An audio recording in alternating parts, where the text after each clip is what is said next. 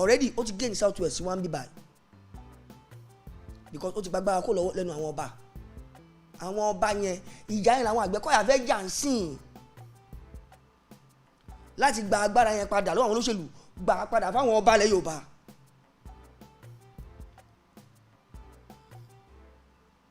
Because everybody understood wípé nínú ọkọ̀ tá a wà yìí Tinubu ló kó wa wọnú ẹ̀. And if I'm not forgetting something here, let me quickly bring it to your ears.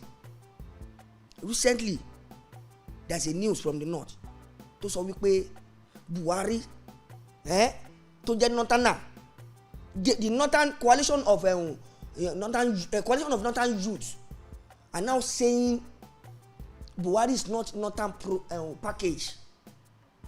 Buhari was southwestern package. What does that mean? Ṣé kò ring the bell? Doesn't that ring a bell? Southwestern package. Wọ́n láti sọ̀rọ̀ ẹ̀ tán bá sọ ọ̀dẹ̀ ní ọmọ kan tó ń ṣe. They knew nígbà yẹn bóyá Buhari kankan kọ́ ni northerners fẹ́ dìbò fún. Who knows?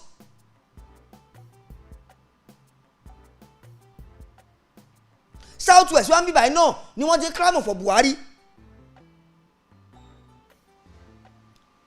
And ó ṣeé ṣe with the intervention of Tinubu. And today Tinubu is not fighting for the presidency. Definitely ó mọ̀ ọ́ tó ń ṣe that from the onset. Ó mọ̀ propagate ibẹ̀ yẹn lẹ̀ dèrú àsìkò yìí ni. So if Tinubu now becomes the president of Nigeria, what is our hope? Èèyàn tó ṣe governor for good 8 years. Ara òde àárẹ̀ Èkó tọ́ba tó ń bára dẹ̀ wọ́n lọ́nà pa fún India láàyè. Nobody was in comfort during his tenure. Tó ń pariwo mega city. Ṣé bí iṣẹ́ tó hùn ṣe lẹ̀ ní Fáṣọlá wá parí? Ṣé bóun ló débẹ̀ tó ló fẹ́ sọ Èkó di mega city ńgbà yẹn?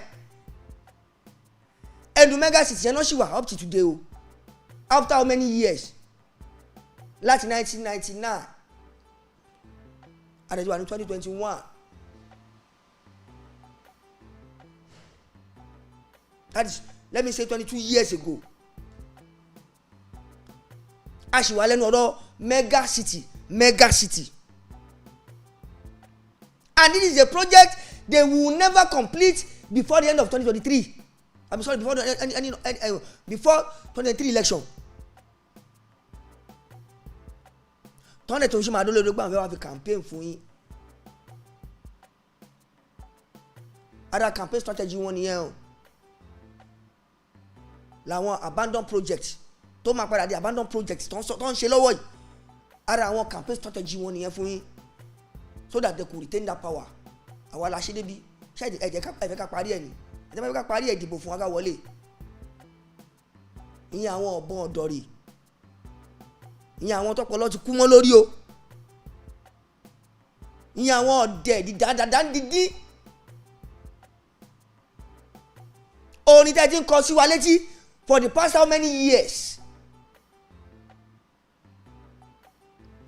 And today pẹ̀lú pé ẹ ti kó gbogbo ayé mọ́ra tán, ẹ ti gba gbogbo Èkó lọ́wọ́ àwọn tó ní Èkó, ẹ ti gba gbogbo ohun tẹ́ ẹ fẹ́ gbà lára Èkó.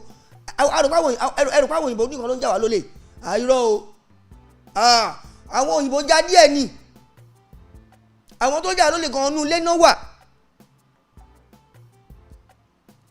Tó ń kó nǹkan tó lè ṣe nǹkan tó jẹ́ ọ̀rọ̀ ajé táwa lè fi ṣí ọ̀rọ̀, táwa lè fi jí ọmọ ìlú tó kò sábẹ́ tó wà under their own control. But today èrè agbára yẹn náà ni wọ́n ṣe ń sá. But ẹ jẹ́ ká bira wa léèrè náà, ṣé èwo ló ju agbára lọ?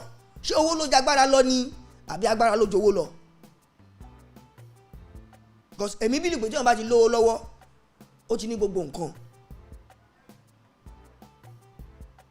Ṣùgbọ́n àwọn èèyàn padà jẹ́ kí you understand wípé money without power is valueless.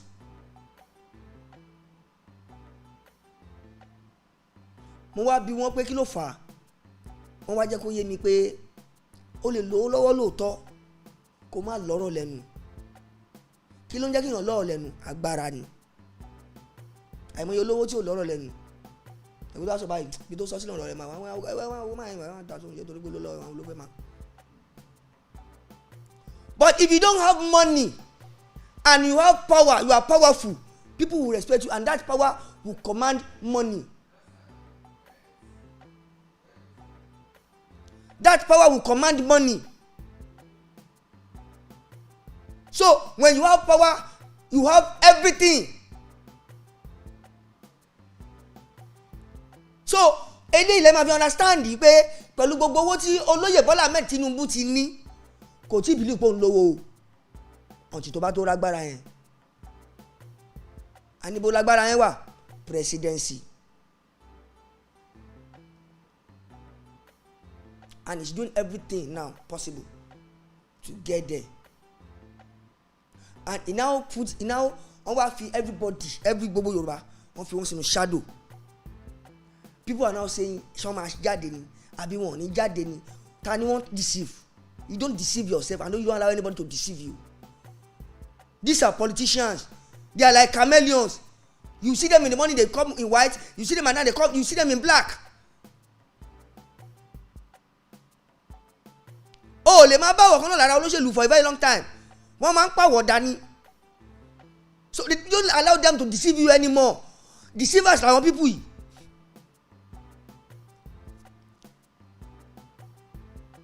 If you and I want to secure a better Nigeria for ourselves, let us vote a reputable Nigerian.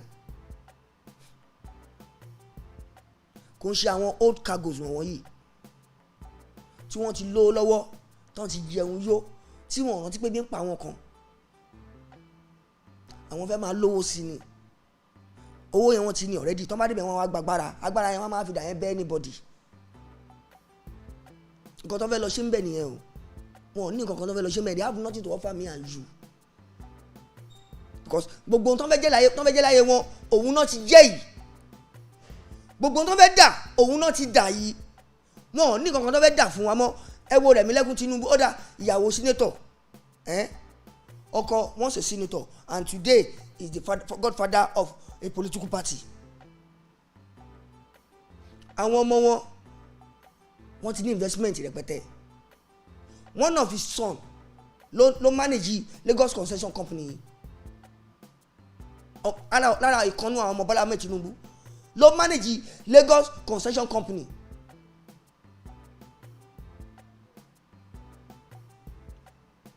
And today ibo lèmi àti yín wà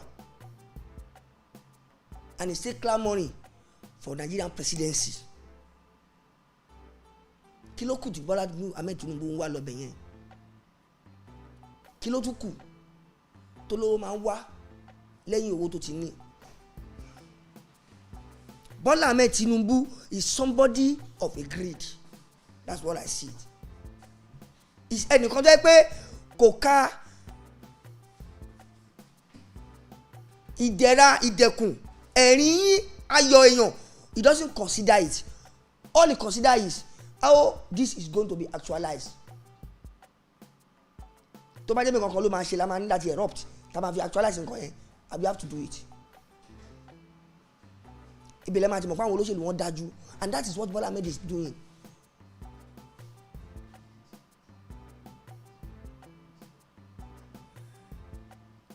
Ẹ wo Ìyábọ̀ Òjó Fọláṣadé Òjó ọmọ ẹ̀ recently ẹ̀wọ̀n tó lọ dánwò lóyìnbó yẹn. Àwọn abúlé tàbí onítorí ìdọ̀tí ẹjọ́ ẹ jẹ́ ká bẹ̀rẹ̀ alẹ́ rẹ o. Kí ni iṣẹ́ àwọn waste managers? Ta ló initiate wọn? Lagos Cleaner Initiatives. Rẹ̀mí Tinubu ni o. Rẹ̀mí Tinubu ló initiate Lagos Cleaner Initiatives o. You see, from the same family. Ṣé àdìmọ́ ṣe ń fogun jà àwọn ọmọ Nàìjíríà? Ìyàwó bàbá ẹ̀ òun ló initiate àwọn Lagos Cleaner ẹ máa gbá títì, ẹ máa tún Èkó ṣe. Now lára owó ọjà Èkó tí wọ́n ti ń gba tax, tí wọ́n ti ń dìrá ìbò owó, tí wọ́n ti ń generate fund fún Lagos State, ẹ wá lọ́jà yẹn kún fún dọ̀tí.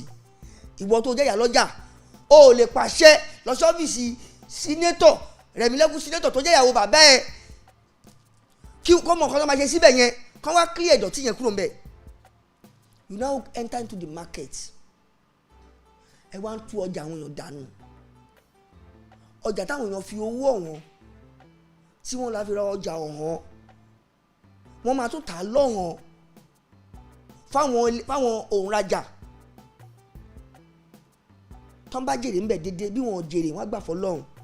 Ìwọ tún débẹ̀ tún lọ ń yí ọjà yẹn dànù mọ́ wọn lórí. Ẹ wá lé pé òní máa jà wọn kan, èpè ajá bẹ́yìn ò tiẹ̀ ṣe pé gangan ẹlẹ́dàá máa jà. Ṣé àwọn tó fẹ́ ṣèjọba ilẹ̀ ọ̀yálẹ̀ wa lórí náà nìyẹn o? Èèyàn lójú ogun, ó lóun pé èèyàn 6 lójú ogun, àwọn ò bá dójú ogun, àmọ́ ń gbòde ó tẹmọdìyẹ 6 pa. Bàbá bá dójú ogun dáàrí èèyàn 6 tó pa lójú ogun, ṣé ń gbòde tó tọmọdìyẹ 6 pa, ṣáà fọ́jú ṣáà máa láàrí. Kẹ́ ẹ bá lè mọ̀ wípé olóyè Bọ́lá Ahmed Tinubu gbogbo tó ṣe ní Lagos is out of manipulation. Wọ́n kàn láti pocket everybody. Wọ́n ti pocket àwọn ọba, wọ́n ti pocket àwọn ọkọ̀ politicians Èkó. Ibo lágbára wa kù sí. Everybody now, aṣíwájú o. Is that the end of the world? Ṣé ibi tó parí sí nìyẹn ni? Lẹ́yìn àìmọye iléeṣẹ́ tẹ̀tí kó jọ. The cheapest suite ní Oriental Hotel tó jẹ́ ti olóyè Bọ́lá Ahmed Tinubu yìí, tí ṣe olóyè Bọ́lá Ahmed Tinubu yìí, owó ló ní Oriental Hotel lájà. The cheapest suite níbẹ̀ is per night is 59,000 naira. It's confirmed. Ó yá, if èèyàn 10 tán bá lodge nínú bẹ́ẹ̀ ní cheapest suite bẹ́ẹ̀ o, tí gbogbo àwọn 10 yẹn san 59,000, that is 590,000 naira on daily basis. Kéèyàn máa pààyàn wọlé, ẹ jọ̀ọ́ ẹ sọ fún mi kí ló tún kù tó ń wá. Wọ́n ń wá agbára because ibi tó pín sí nìyẹn. Money without power is valueless. When you have money and you don't have power, is invalid. But when you have that power commands all. Power commands money, commands authority, commands everything. Ibi tó kù nìyẹn o. So kí wá ní nǹkan tí Yorùbá tó yẹ kó jẹ́ èrò ọmọ Yorùbá ń sìn, nítorí pé tó wà lẹ́yìn ẹ má jẹ́ ká parọ́ fúnra wa, Yorùbá ló bàjẹ́ o. Àwa yìí náà dẹ̀ náà tó máa fi ṣe tutù ẹ o. Torí bàjẹ́ ń kígbe tó bá ń pariwo tó yìí, àwọn kan ti lanú lẹ̀ wọ́n retí ráìsì o. Àwọn kan ti ń retí òró, wọ́n retí owó. Tọ́ máa jẹ, tọ́ máa tà lámọ̀rí wọn dànù fún ọdún 4 àbọ̀dún 8 míì. Láṣẹ ń ṣíra wa léjì, àwọn ará bíi ti jẹun yóò. They are okay already. Ẹ jẹ́ ká wá ẹni tó lè mú ayé dẹrùn fẹ́mi àtẹ̀yìn. Tinubu is not the person tó lè ṣe Nigeria. I will not lie against that. At 70 or 70 plus. Nígbà tá láwọn ọmọ ẹlẹ́jẹ̀ tútù tó wà agile and able tó lè ṣe kíní to move this country forward. Ẹ̀dẹ̀ ń pariwo pé ẹ̀fẹ̀ kí Nàìjíríà pín, and these are the set of people tó sì fẹ́ remain in power, which people are sick and tired of. Nigerians are sick and tired of all these people. They want them replaced. ìjọ wo la fẹ́ tó gbọ́ tàwọn ọmọ ilẹ̀ Yorùbá wọn níjọ́ ni ìjọba Nàìjíríà fẹ́ tó fẹ́ gbọ́ tiwọn.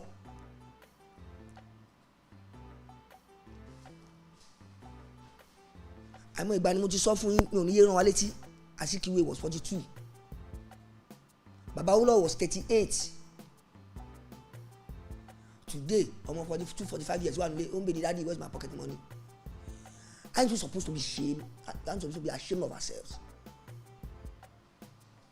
Ṣé kò yẹ kójú gbà wá sí Nàìjíríà yìí ni? Táwọn bàbá yẹn bá lè fi ipò lẹ̀ fáwọn kan nígbà tó fi ipò lẹ̀ yẹn, how much more? Buhari is almost 80. Tinubu is over 70. Why tá ṣe lè àwọn tí wọ́n wà under age kan ṣe kìíní tó jẹ́ pé àwọn arúgbó ẹ̀jẹ̀ ti tán lọ́rùn wọn tó tán lára wọn. Àwọn làwọn wá gbé síbẹ̀ tá a máa ní president wa o, and before you know it under 1 month 2-3 months on love medical check up. Kí ló ṣe wọn? Iṣẹ́ wo náà gbèrú? Ṣán kiri búrẹ́dì náà mọ́ kiri àkàrà? Wàhálà wo lẹ fún wọn ṣe tó mú wọn lọ tẹkọ̀ọ́ lé gbọ́n lọ gba diagnosis tí bá ṣe ọ̀lẹ lásán ọ̀lẹ ló ń yọ wọ́n lẹ́nu ọ̀lẹ. Owó yẹn nìkan ló fẹ́ jọmọ́ ọ̀tọ́ kọ́ fẹ́ máa kọ́nà owó. Kéèyàn wà nínú ìlú ẹ̀ ọ̀jẹ̀ president lè manage ìlú ẹ̀ for 6 good months. Okay, after 6 months jẹ́ kí n lọ relax. Ṣé you know easy and it's been love for a week, and a week after a week you come back to your country. O ti padà dé nìyẹn, resume your job. But in Nigerian system, ìlú ìnìkan ni mo ti mọ̀ pé president máa lọ for 1-2 good months tí ò ní padà wálé. Ẹ bá bí wọ́n lè wọ́n lọ diagnose. Kí náà diagnose? Kidney wọn ló bàjẹ́ ni àbí liver wọn àbí heart wọn no function tán lọ diagnose. Àwọn wo ló diagnose wọn náà tí wọ́n lè diagnose wọn bí? And these are the life tó fẹ́ jẹ irú ayé burúkú tó fẹ́ máa jẹ náà rèé. Irú ayé burúkú tí Bọ́lá Ahmed Tinubu fẹ́ lọ jẹ rèé o. Irú ayé burúkú tí Bọ́lá Ahmed Tinubu fẹ́ lọ jẹ rèé. N tó fẹ́ máa fọ́ Nàìjíríà ṣe lélẹ́yìí o.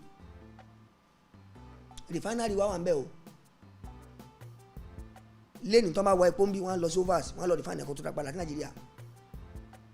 Whereas we have more than 2-3 refineries in Nigeria bí tó dẹnu kọlẹ̀. Wọn ò ní ọ̀kan ṣe sí pẹ̀lú bọ́n yẹn ń yá owó tó 400 kìíní kan trillion 500 kìíní kan trillion. Bọ́n ṣe ń lọ yá àwọn owó yìí tó wọn ò rí náà sórí refinery o.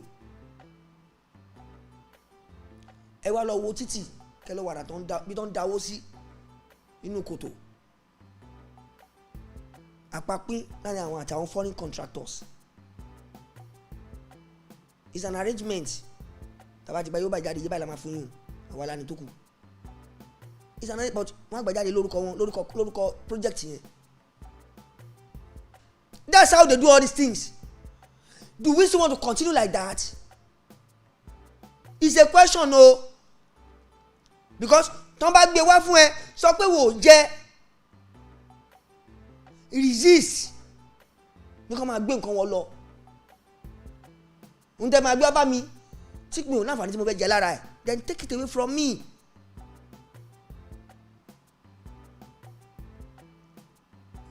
But kàn wá fi nǹkan kan lọ yín and nǹkan tó yí nǹkan sí wàhálà ní Nàìjíríà yìí nìyẹn.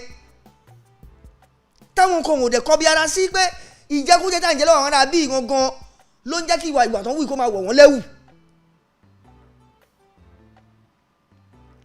If the whole Nigeria can come together, I bet you, even in Yoruba land alone, tẹ́ bá ṣe fáwọn olóṣèlú yín bí, it will go round the whole Nigeria. Ẹni ẹ̀yà tó bá lè bá kan ní ìsìpé òkè o, ẹ wò torí Ọlọ́run, ẹ fẹ́ ká dìbò àdìbò, ẹ má gbowó wa, ẹ tó bá ti mú ẹ dìbò mi fún, ẹ gbowó yín kò wájú mi. Ẹnìkan máa débẹ̀ sí wọn máa lọ ṣe àánú mẹ́ta ní alẹ́ àní tó lọ sọ àní alẹ́ bá sọ a máa sọ ní amọ́díwá inú kan la wà bó o sọ̀rọ̀ ó lọ sí ní I gone for it. Àfi kó máa sọ̀rọ̀ tó máa sọ lẹ́nu ẹ jáde tó máa sọ tó máa dọ̀ lọ́ máa kọ̀lẹ̀kùn lé ẹ tó máa ní ọ̀yà come outside you are under arrest olú òdùfẹ́ sọ.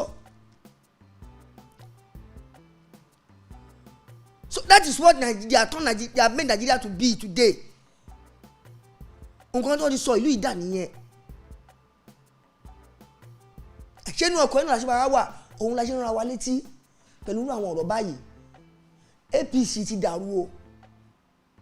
For now APC ti dàrú. Kì í ṣe pé báwọn fi ń gàn wọ́n kọ́. Nǹkan tó ń rí lè ṣẹlẹ̀ ni, it's all over the news. There is serious crisis now in the room of APC. Ṣé tí Bọ́lá Ahmed Tinubu bá ṣe dáadáa, why tó jẹ́ pé nínú ẹgbẹ́ díṣẹ́ ẹgbẹ́ APC náà àwọn èèyàn ti antagonize ẹ̀? Why? Kẹ́bàlì mọ̀ pé tí wọ́n bá ń ṣe tó bá ṣe dáadáa àwọn kan wò ó, tí wọ́n bá tún ṣe tó bá ṣe dáadáa àwọn kan náà tún wò ó. Kálukú ò ní fẹ́ react not on the required time, and the required time ló ń bọ̀ yìí. Now wọ́n ti wá make opinion wọn known to him. Ọ̀gbẹ́ni wa o lè jẹ́ godfather APC lóòótọ́ o, we are not for you, àwọn ò sí pẹ̀lú ẹ o, game tiwa bá a yẹ play game tiwa eléyìí.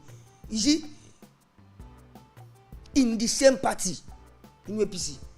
So how do you now tell me, or how is anybody going to convince me now pé APC yẹn o wọ́n wà worthwhile àwọn gangan lẹ́gbẹ́ tá a nídìí in 2023?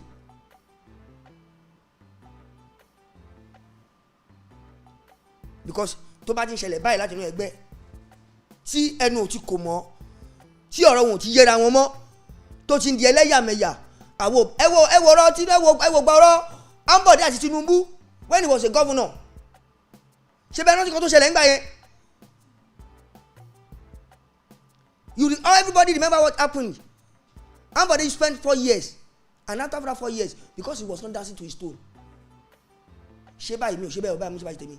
Ṣé báyìí mi ò ṣe bẹ́ẹ̀ báyìí máa ṣe tèmi nìyẹn, and that resulted to Ambode ṣòfin lọ for the second time. And there Sanwó-Olu wọlé. Sanwó-Olu became our next governor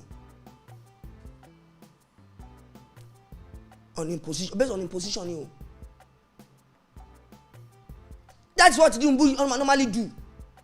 No screening, not examination, no findings, no nothing. You just come. This is our next governor. I want the dinner, I want there, I want dumps to one bed. No, hey, my governor, my excellency. Because we are talking about my envelope. Wọ́n ti gba envelope, ó ti tọ̀ sí wọn lọ́pọlọ, ọpọlọ orí wọn ti dande. Wọ́n lè sọ pé mi ò jẹ, wọ́n lè fẹ́nu wọn sọ pé mi ò kọ̀, mi ò jẹ, wọ́n lè ṣe gbèsè ayé wọn. Yẹn ti dèwọ̀.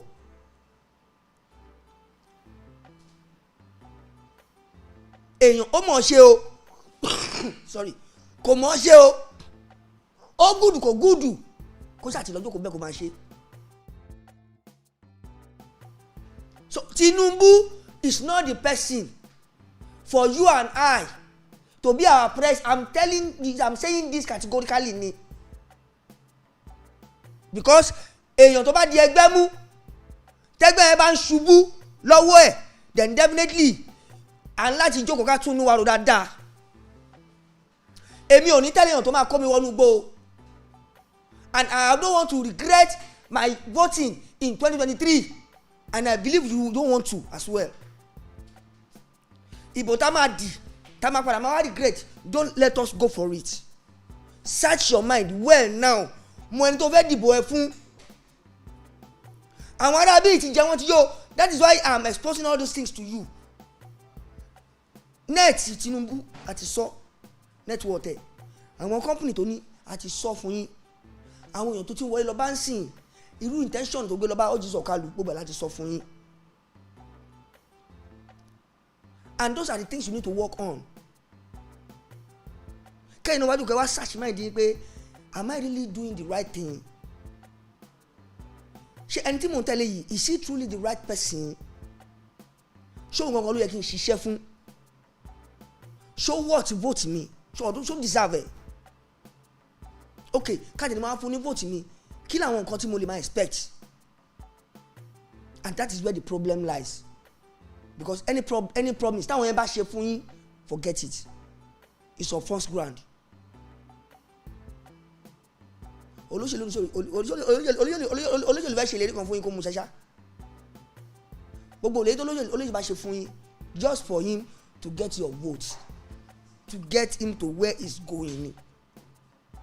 So with that, you all should know pé today bó ṣe rí kò sí nǹkan tó ń jẹ́ ẹgbẹ́ APC àbẹ̀gbẹ́ kan tó ń jẹ́ ẹgbẹ́ kan bí kankan àti ìmẹ̀gbẹ́ tó máa ṣe for now.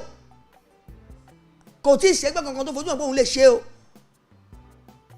because don't let me deceive you.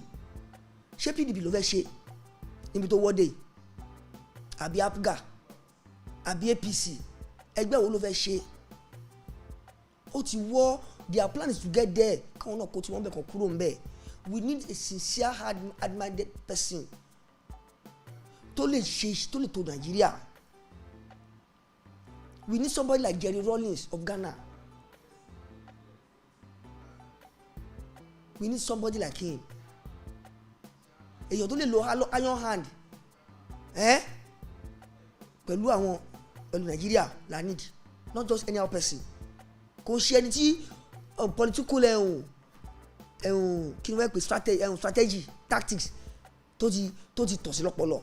Tẹ́gbẹ́ tó bá débẹ̀ bó ṣe máa manipulate yín, tó máa kówó, tó máa fi yín ṣerú, tó máa lọ́ yín into other dubious adventure ló máa wá gbogbo game tó máa bá yín play.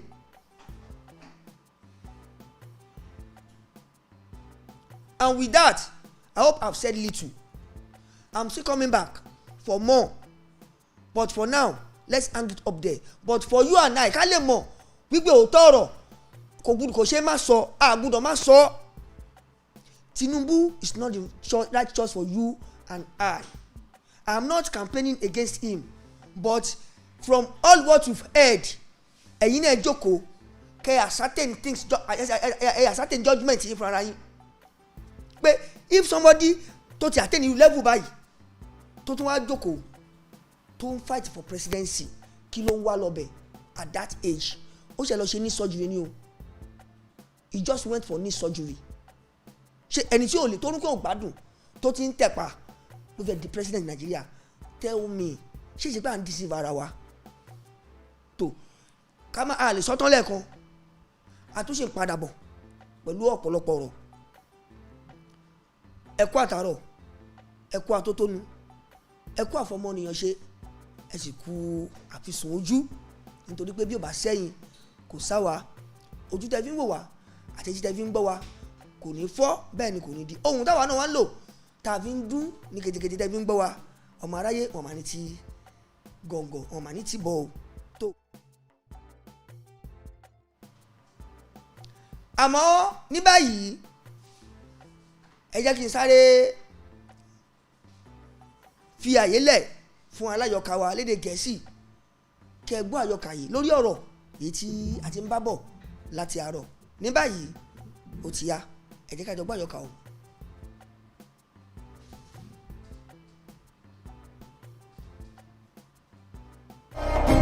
tó wọ́n ṣiṣẹ́ lọ́wọ́ lórí ẹ̀, àmọ́ òun ti bẹ́ẹ̀ náà ọ̀rọ̀ sì ń bọ̀.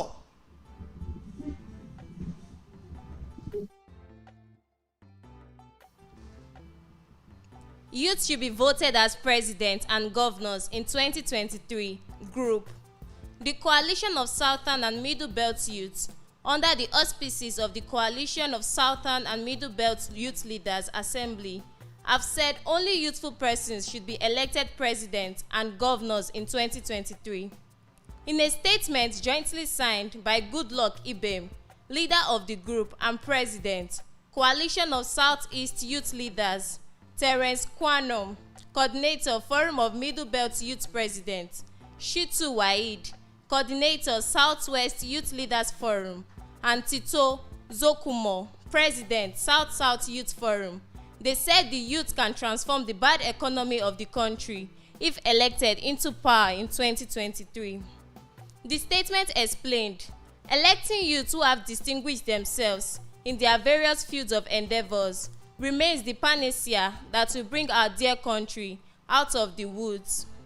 It stated that it is on record that when Nigeria was on the path of progress and development, youths were in charge of the helm of affairs, saying that General Yakubu Gowon was military head of state at the age of 27, and Dim Odumegu Ojukwu was 33 when he was in charge of the eastern region.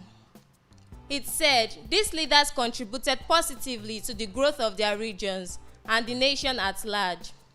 It added that the nation fares well when young, energetic, and vibrant young men and women were in charge of governance and leadership positions, pointing out that the nation's independence that Nigerians are enjoying today was made possible by Nnamdi Azikiwe, Obafemi Awolowo, Eni Ujoku, and others who were youths at that time. They worked and fought gallantly to actualize our independence as a nation in 1960, the statement said. It said that the positive contributions and impact of the youths to nation building cannot be overemphasized, saying that the youths are key to national development and growth, agents of change, progress, and sustainable peace. The statement opened that vibrant, visionary, and energetic youths elected as government and president would birth a new Nigeria and lead the country to the promised land, assuring that the youth have the capacity to bridge the gap of leadership deficits, divisions, and ethnic hate that is a fly in the ointment and damper to the progress and development of the nation. It noted that when youths were at the helm of affairs, $524 was exchanged as 1 naira, stressing that now that the youths have been relegated to the background and completely excluded from governance and leading positions, $1 is now exchanged for 524 naira. The situation is really pathetic. Enough is enough. We must take what is rightfully ours. The time is now, the statement explained.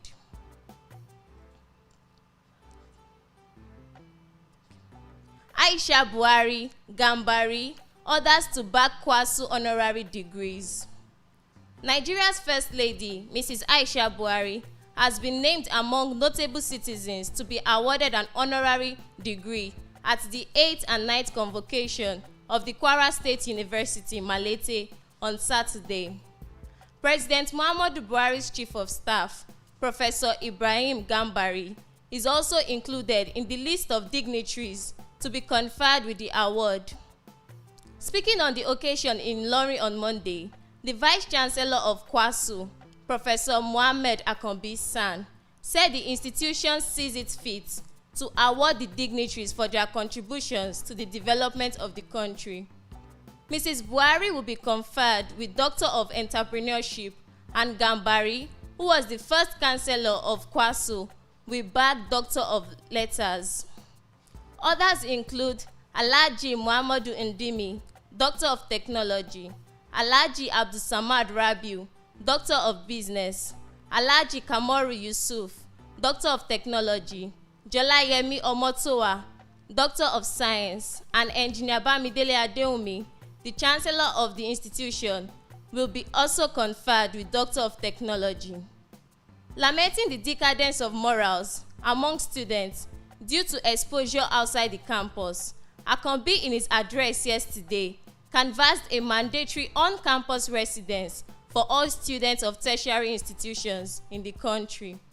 This, according to him, would help to check negative influences from outside campus that lead students to be involved in antisocial and criminal activities, of which is now common.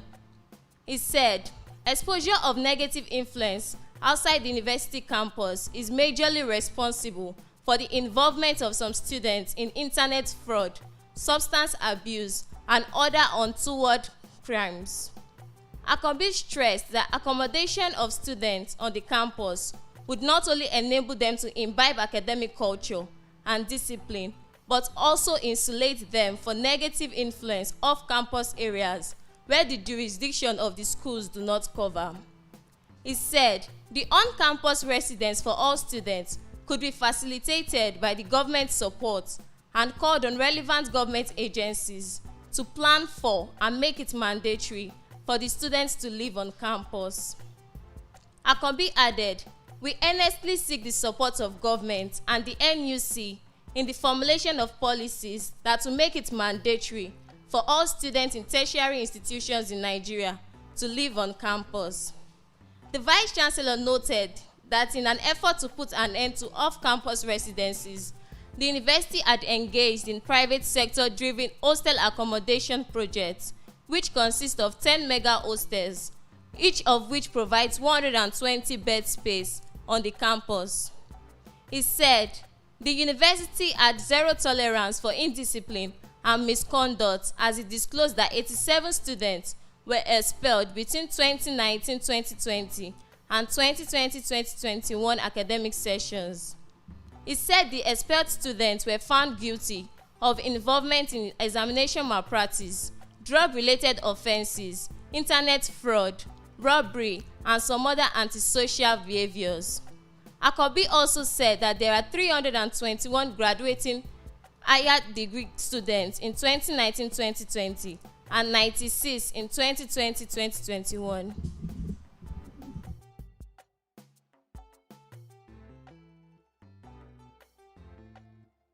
òun náà lẹ ti gbọ́ lẹ́nu wọn yẹn wọ́n sọ̀rọ̀ lórí ọ̀rọ̀ àwọn ọ̀dọ́ wípé ìjọba orílẹ̀-èdè Nàìjíríà yìí wọ́n ló ti tó gẹ́ fún àwọn arúgbó wọn wọ̀nyí kí wọ́n lọ wá bí jájọ́ sí, kí wọ́n fi ìjọba lẹ̀ fún àwọn ọmọ ẹlẹ́jẹ̀ tútù, àwọn ọ̀dọ́, kí wọ́n lè tún orílẹ̀-èdè bàbá wọn ṣe.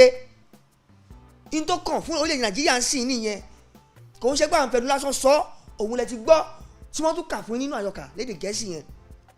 lẹ́yìn náà wọ́n tún kà fún yín ní tó ní ṣe pẹ̀lú ọ̀rọ̀ àwọn akẹ́kọ̀ọ́ láti ilé ìwé girama tó fi dé ilé ìwé yunifásitì àti polytechnic, wípé kí àwọn ọ̀dọ́, àwọn ọmọléèwé kí wọ́n máa lọ gbé níta, ó ń ṣe ìpalára fún ìkẹ́kọ̀ọ́ wọn ní ilé ìwé.